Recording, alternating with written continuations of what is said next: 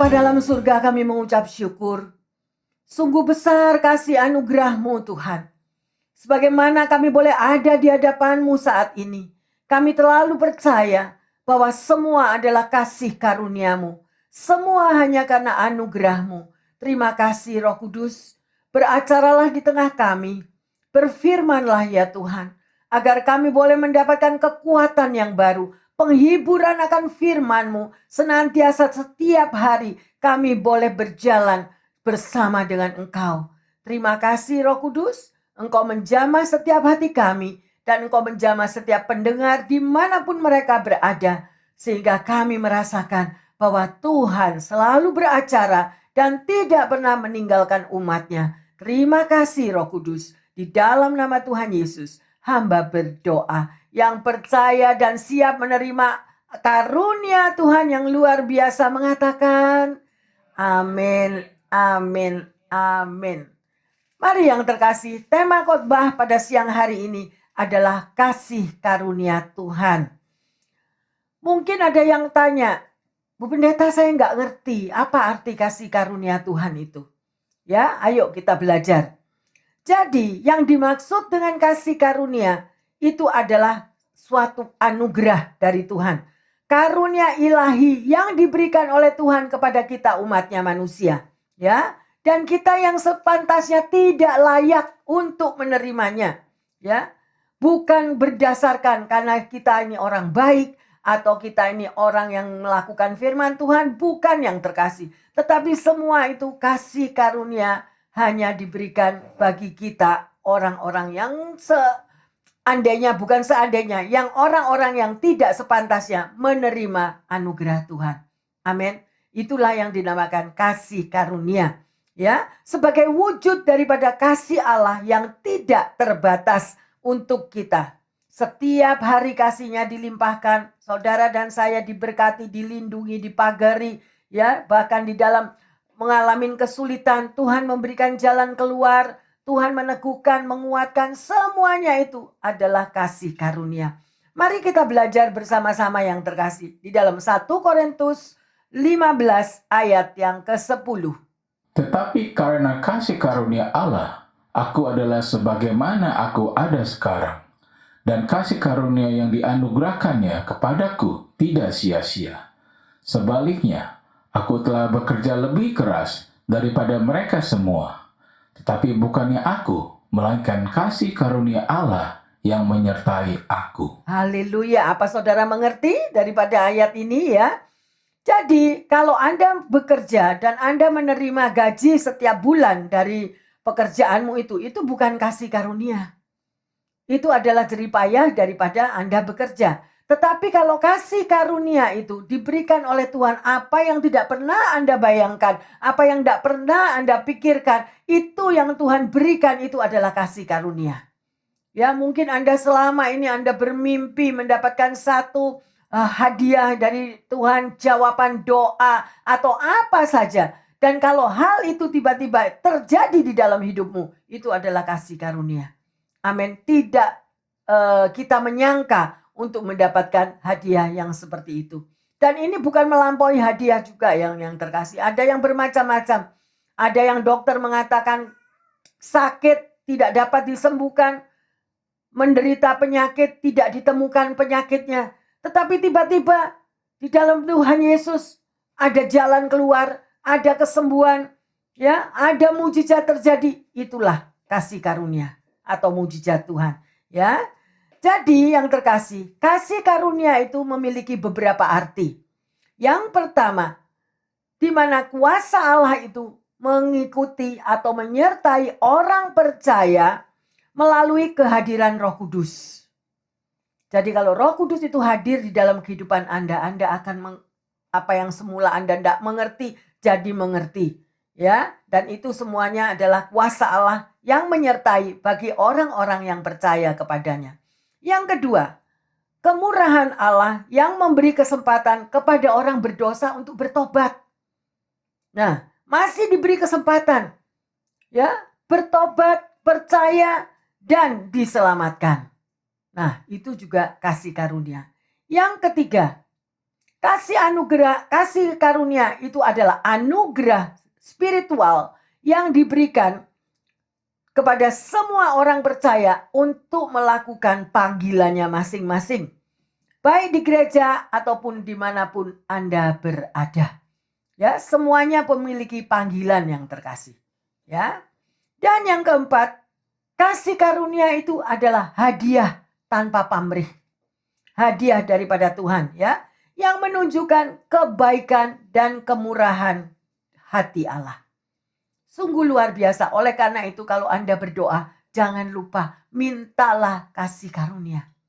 Tuhan, kasih aku kasih karuniamu supaya aku lebih mengerti apa yang aku harus lakukan di dalam hidup ini. Ya, sedemikian. Yang terkasih, salah satu contohnya di dalam Yohanes 1 ayat 17, ya. Kita tidak baca di sini. Di situ dikatakan bahwa hukum Taurat itu diberikan oleh Musa, ya. Tetapi kasih karunia dan berkat rohani yang tidak layak diterima oleh kita, itu adalah kebenaran yang datang melalui Yesus Kristus. Ya, jadi kasih karunia itu datang melalui Yesus Kristus yang terkasih. Ya, sedemikian rupa. Persoalannya seringkali kasih karunia daripada Tuhan itu kita anggap adalah kekuatan kita sendiri. Ya, aku yang bekerja kok, makanya aku sukses. Aku yang bekerja, makanya aku bisa beli rumah. Aku yang bekerja, makanya aku bisa melakukan hal ini, hal itu. Memang Tuhan ikut campur tangan dalam kehidupan Anda. Tetapi segala berkat yang Anda dan saya alami, semuanya itu berasal daripada Tuhan. Ada amin? Ya, jangan kita itu menguatkan diri kita sendiri atau bersandar kepada kekuatanku. Kalau bukan aku tidak mampu. Kalau bukan aku yang melakukan, semuanya tidak ada artinya. Ya, jangan berpikiran yang seperti demikian rupa. Ya, dan bagaimana kita bisa mengalami kasih karunia Kristus? Bagaimana Anda dan saya bisa menerima kasih karunia Allah? Ayo kita baca Roma 5 ayat yang kedua. Oleh Dia, kita juga beroleh jalan masuk oleh iman kepada kasih karunia ini. Di dalam kasih karunia ini, kita berdiri dan kita bermegah dalam pengharapan akan menerima kemuliaan Allah. Ya, jadi di sini kita tahu ya, melalui kasih karunia itu saudara dan saya bisa memperoleh jalan masuk oleh iman. Jadi Anda dan saya harus memiliki iman. Iman itu apa? Iman itu adalah percaya bahwa Anda sudah menerima sekalipun belum melihat hasilnya. Ya, sedemikian rupa. Jadi mimpi-mimpi yang indah. Saudara memiliki mimpi yang indah. Mungkin saudara memikirkan, aku kepingin punya rumah sendiri. Aku kepingin memiliki kedudukan yang bagus di pekerjaan. Itu setiap hari saudara mampu melakukannya dengan mengucap syukur. Ucapkanlah syukur sekalipun barangnya belum ada. Mengucap syukur sekalipun hasilnya belum ada. Pasti Tuhan angkat hidupmu. Pasti. Pengucapan syukur adalah jalan pintas Anda menerima mujizat. Ya, jadi kita mau melawan daripada kita mengeluh, daripada kita ngomel, daripada kita emosi, marah-marah, semuanya itu adalah penghalang berkat. Tantangan ada di hadapan Anda. Mungkin anak-anak kita tidak mau mendengar nasihat orang tua, anak-anak kita tidak bisa diajak berbicara atau apapun. Tapi berdoalah untuk mereka. Ucapkanlah syukur bahwa Tuhan sudah menjamah hatinya. Dan Tuhan sudah mengubah semuanya anak-anak itu menjadi berkat. Dan itu pasti akan terjadi. Bahwa anak-anak kalian atau dimanapun pendengar yang setia. Semua anak-anak akan menjadi berkat. Tergantung daripada bibir mulut kita. Tetapi kalau perkataan kita itu hanya negatif. Hanya mengata-ngatai, hanya memvonis. Bahkan ada orang tua yang juga mengutuki anaknya. Itu semuanya tidak benar. Ya. Dan akan semakin menjadi problem. Doakanlah mereka. Ya, doakanlah. Karena kuasa doa itu luar biasa. Ya, oleh karena itu bertumbuhlah di dalam kasih karunia Tuhan. Milikilah iman yang teguh. Ingatlah, pada waktu Daud melawan Goliat, apa yang dia lakukan? Daud sebesar apa dan Goliat itu raksasa. Dan kita bisa melihat di sini. Kalau Anda rajin membaca firman Tuhan, dikatakan, kenapa Tuhan memilih Yakub sebagai bapa leluhur Israel. Semua tahu ya siapa Yakub itu. Ya, Yakub itu penipu ulung. Siapa aja yang nggak ditipu sama dia. Ya, bapaknya ditipu, mertuanya ditipu, semua yang dia lakukan itu hanya penipuan sedemikian. Tetapi kenapa Tuhan justru memilih Yakub untuk menjadi bapa leluhur, cikal bakalnya Israel? Ya, sedemikian sampai melahirkan Yesus ke dunia. Nah, justru Tuhan itu bukan mencari orang-orang yang wah atau yang luar biasa. Tetapi Tuhan bisa mengubahkan keadaan yang buruk sekalipun.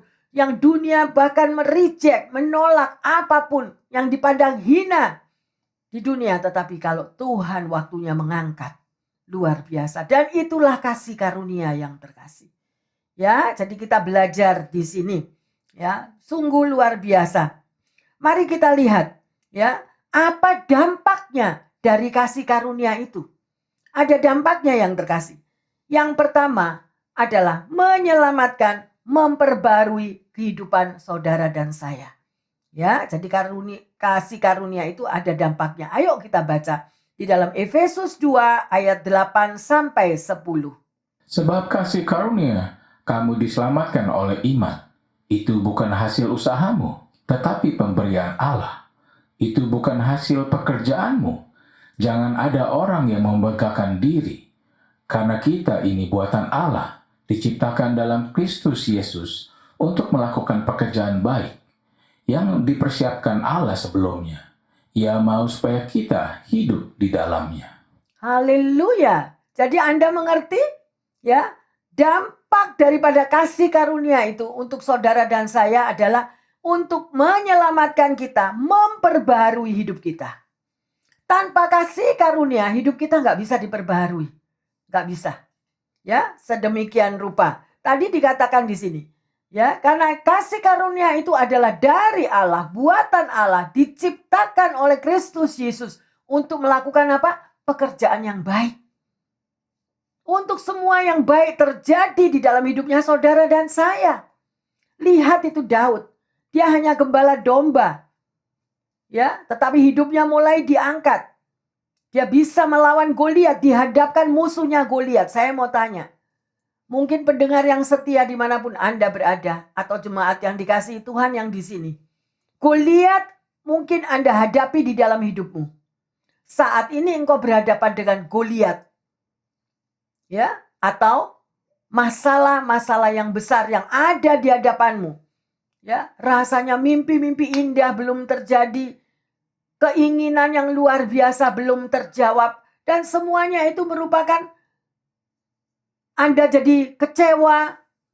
Dan hanya berharap dan bermimpi supaya menjadi kenyataan. Tapi Tuhan kita luar biasa yang terkasih.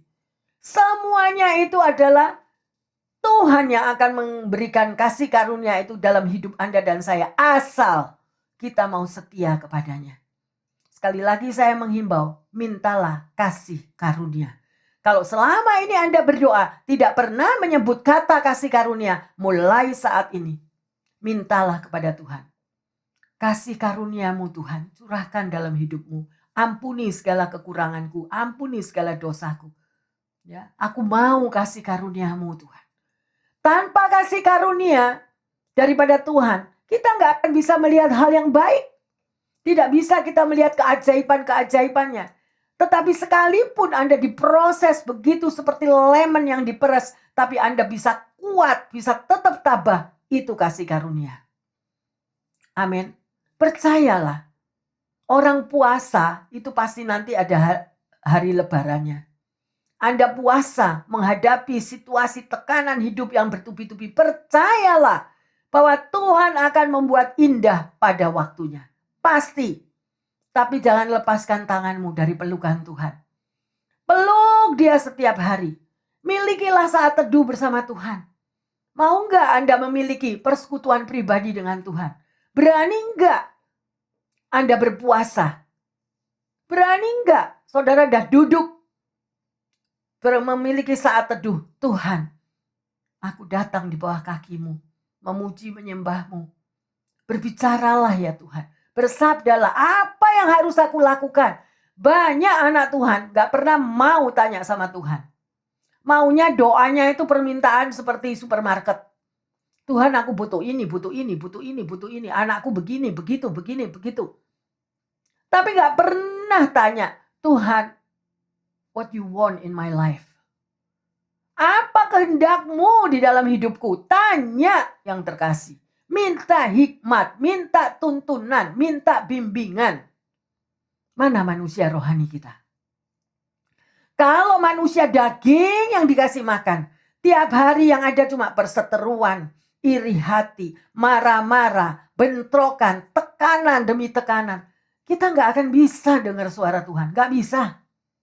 Itu daging semua. Dagingnya tambah lama tambah gemuk, tambah gemuk, tambah gemuk. Manusia dagingnya. Akhirnya yang terjadi apa? Me, I, mine. Aku yang harus dilayani. Ini milikku, ini punyaku. Ya, semuanya me.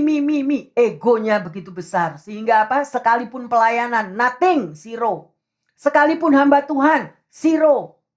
Gak ada artinya. Orang melihat dari buah-buahnya. Adakah buah kasih? Adakah penyangkalan diri? Adakah kita lebih mengutamakan orang lain daripada diri kita sendiri? Adakah kita mau mengalah? Tetapi kalau semuanya, ya, me, I, mine, semuanya milikku, punyaku, milikku. Simpen ini punyaku, simpen itu punyaku. Yang terkasih, kita mati gak bawa apa-apa. Benar atau benar? Ayo. Jesus is love. Tuhan itu kasih. Kalau kita mau dihargai oleh orang lain, ya, hargailah juga. Kita mampu menghargai sesama kita. Kalau kita minta dikasihi, ya, apa yang kau tabur engkau akan tuai. Jesus is love. Ayo yang terkasih. Ini sudah di penghujung tahun 2024. Manusia kedagingan kita harus dikikis. Manusia daging ini loh. Ya, firman Tuhan bilang apa? Kasihlah Allah Tuhanmu. Ya, yang utama. Kemudian siapa? Kasihilah sesamamu manusia. Yang ada di sekeliling kita ini loh. Itu yang harus kita kasih, itu yang harus kita perhatikan. Ya. Buang itu spirit kedagingan itu, ego itu. Ya. Orang lain bisa melihat kehidupan kita. Jangan kita menyandang kemana-mana Alkitab kita bawa ke kiri ke kanan, tapi spiritnya adalah me, I, mine. Gak ada artinya kita menjadi orang Kristen. Orang Kristen yang benar, kasihilah Allah Tuhanmu dan kasihilah sesamamu. Harus kita mampu. Di penghujung tahun ini, kalau selama ini belum mampu yang terkasih, mintalah kemampuan daripada Tuhan. Bapa, berikanlah aku kasih karuniamu supaya aku mampu mengasihi musuh-musuhku.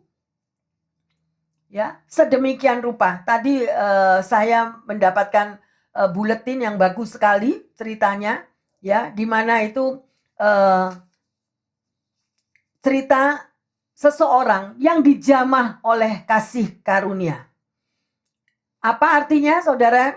Dijamah oleh kasih karunia adalah tidak mudah untuk mengasihi musuh kita. Gampang atau gampang?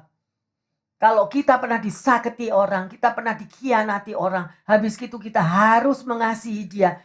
Itu hanya bisa terjadi kalau Tuhan intervenes. Kalau kasih karunia Tuhan itu turun dalam hidup kita, maka kita akan mampu untuk mengampuni yang terkasih. Karena di dalam Lukas 6:27 dikatakan, kasihlah musuhmu, berbuatlah baik kepada orang yang membenci kamu. See? Ya, berbuatlah baik kepada orang yang membenci kamu. Ya, ini ceritanya adalah sebuah novel Leif Enger berjudul Peace Like a River. Artinya damai bak aliran sungai. Berkisah tentang Jeremiah Land, seorang ayah tunggal beranak 3 yang bekerja sebagai petugas kebersihan di sebuah sekolah. Sebagai seorang yang beriman teguh, Jeremiah pernah mengalami sejumlah mujizat, tetapi tidak jarang juga imannya diuji. Sekolah tempat Jeremiah bekerja dipimpin oleh Chester Holden. Dia adalah seorang pengawas kejam yang memiliki kelainan kulit. Meskipun Yeremia sangat rajin bekerja, Holden tetap ingin menyingkirkannya. Suatu hari di depan para murid, ia menuduh Yeremia mabuk lalu memecatnya dan sungguh amat memalukan. Apa tanggapan Yeremia? Ia bisa saja memperkarakan pemecatan itu atau melaporkan kepada atasannya.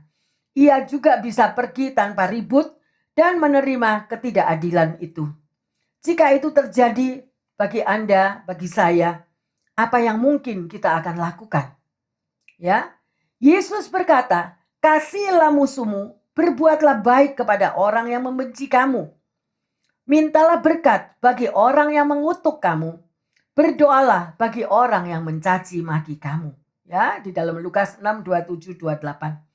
Kata-kata yang sulit ini dimaksudkan yang terkasih untuk membenarkan ya kejahatan atau melarang orang yang mencari keadilan. Sebaiknya saudara dan saya dipanggil untuk sama-sama melakukan akan kehendak Allah.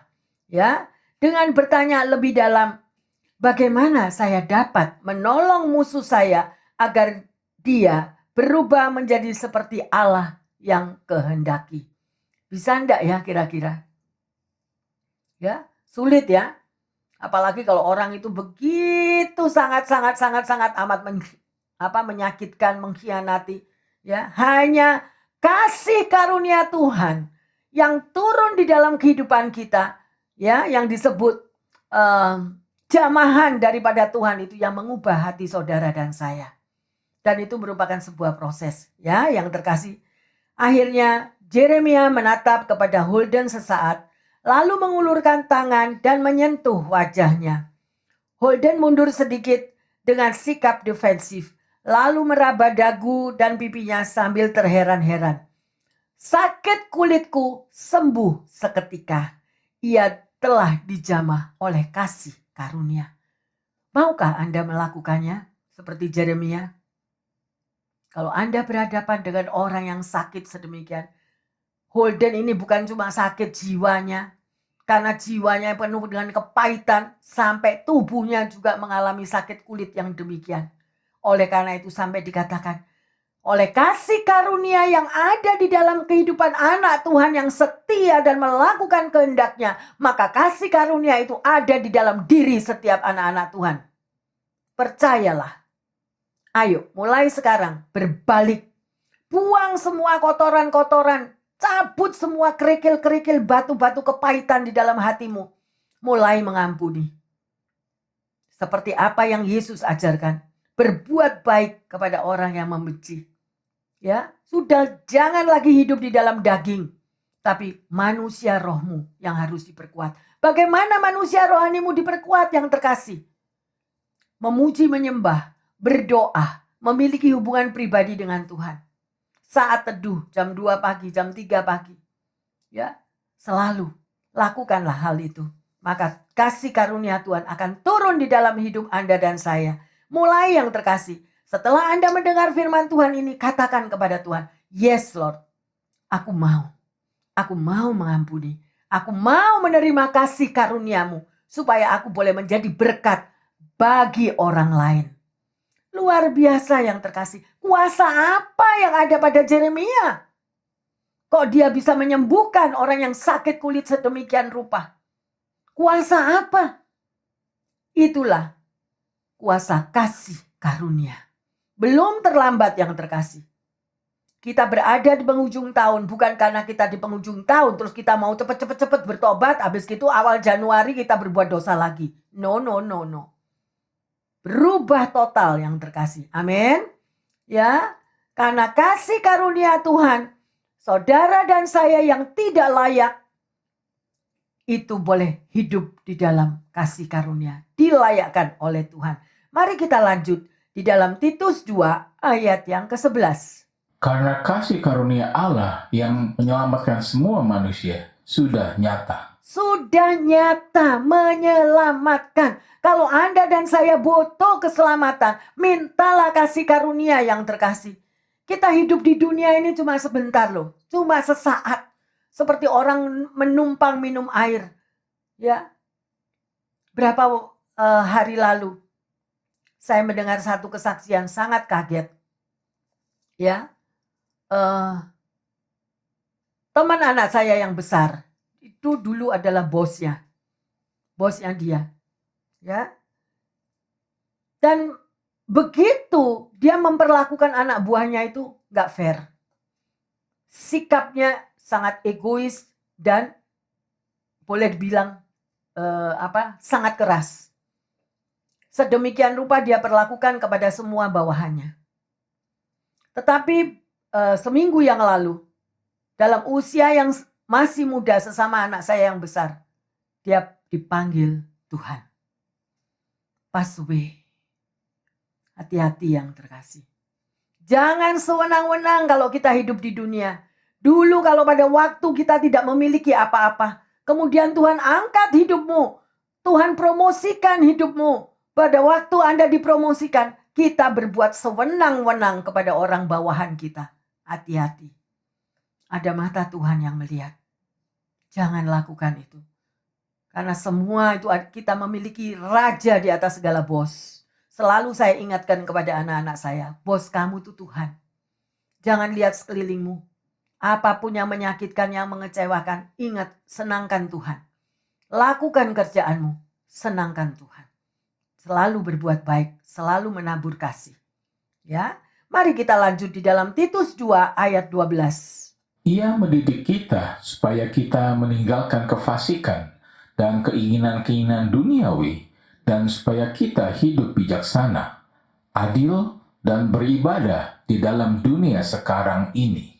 Haleluya yang terkasih. Catat ayat ini. Meteraikan di dalam meja tulismu atau dimanapun Anda berada. Bahwa saudara dan saya ini dididik oleh Tuhan. Untuk apa?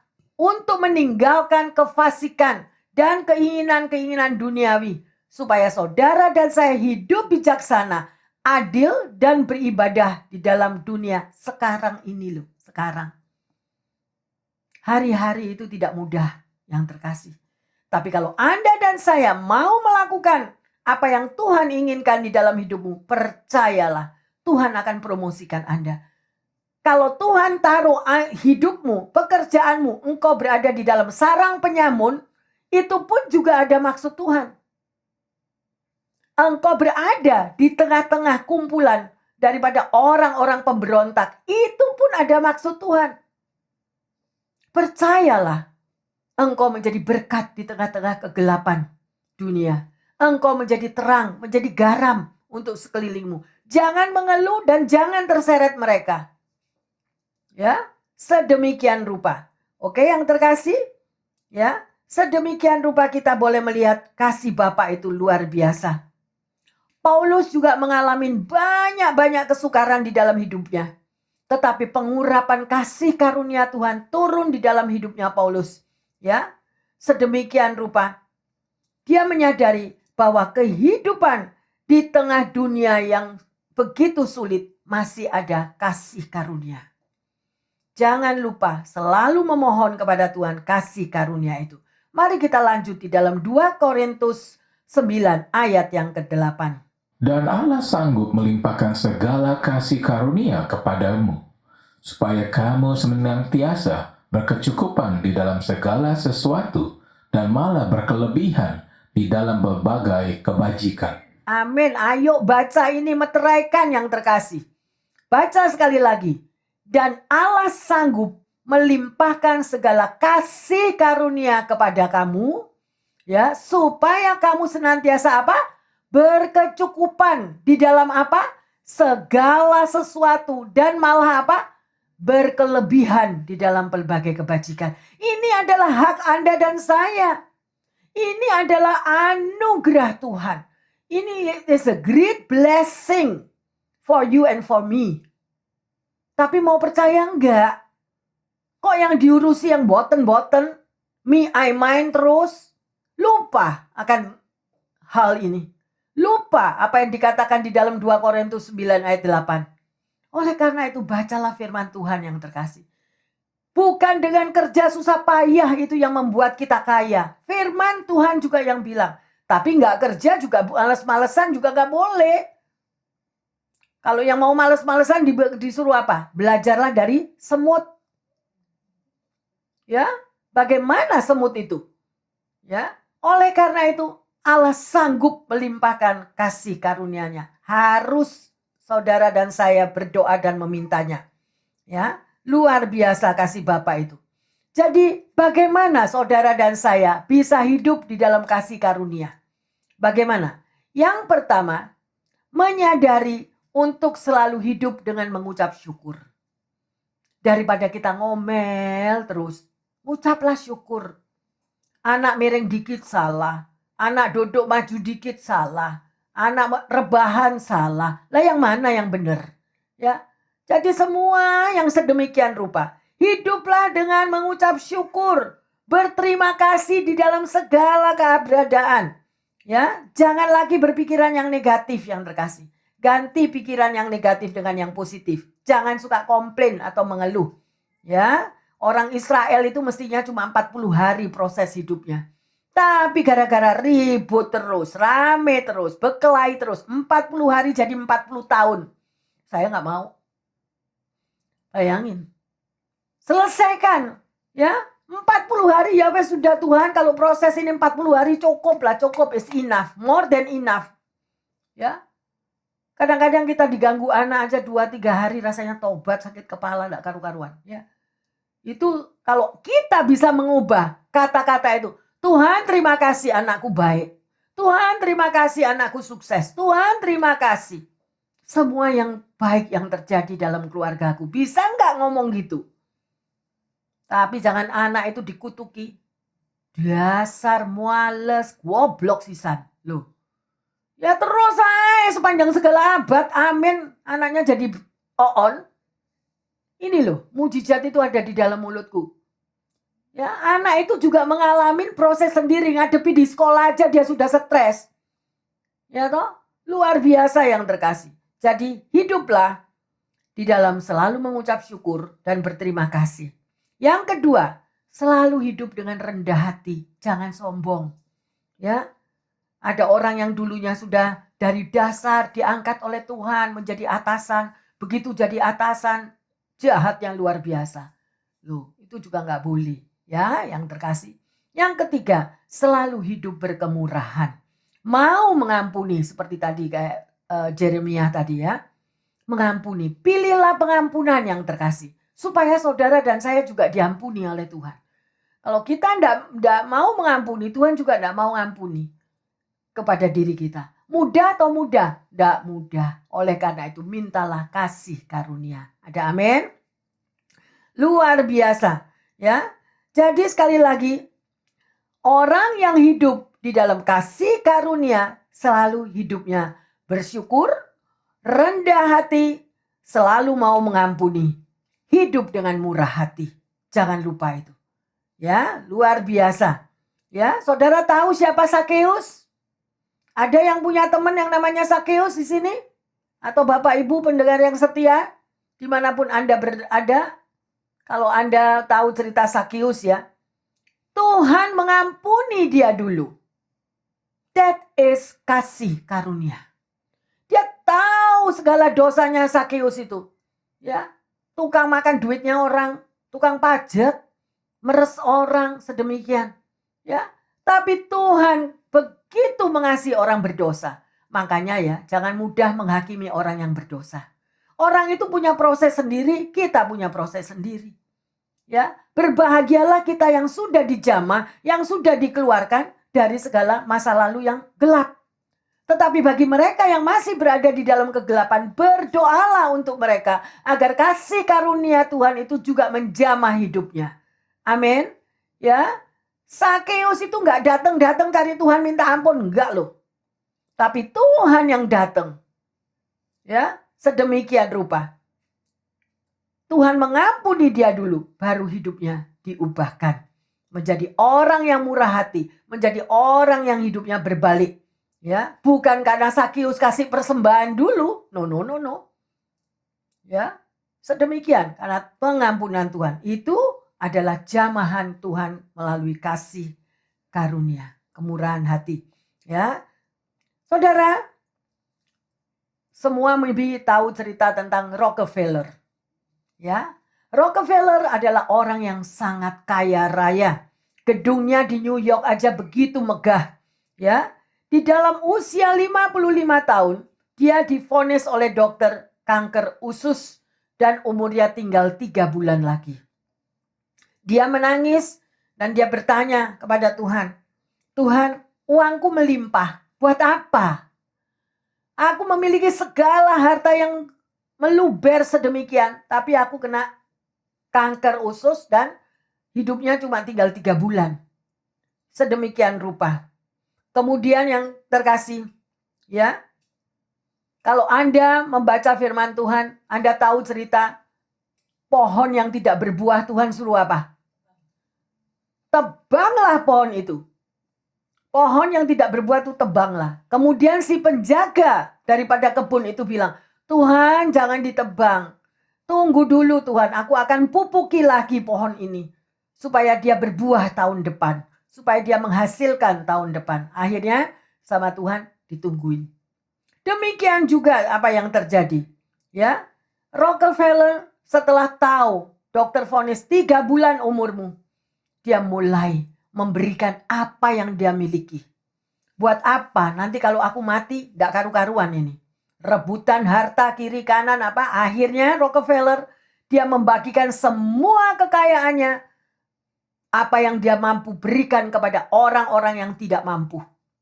Dan di dalam vonis 3 bulan, dia masih hidup. Di dalam vonis 1 tahun, dia masih hidup. Di dalam waktu 3 tahun, dia masih hidup. Di dalam 33 tahun baru dia meninggal. Makanya hati-hati, saya selalu ingatkan minggu lalu saya bilang jangan bawa utang ya yang terkasih.